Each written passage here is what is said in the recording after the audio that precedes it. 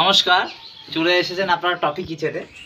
আমরা দেখছেন এটা আমরা একটা চিকেনটা রান্না করব।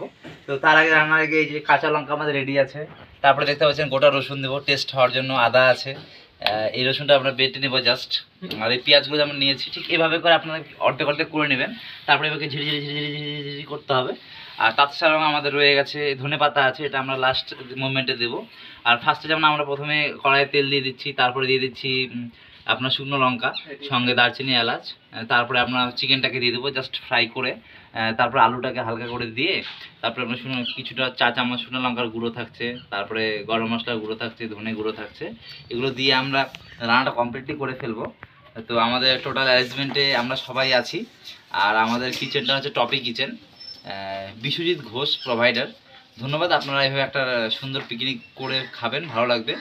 আর যতটা পারবেন লাইক অ্যান্ড কমেন্ট করবেন, সাবস্ক্রাইব করবেন আমাদের ইউটিউব চ্যানেলটাকে। ধন্যবাদ।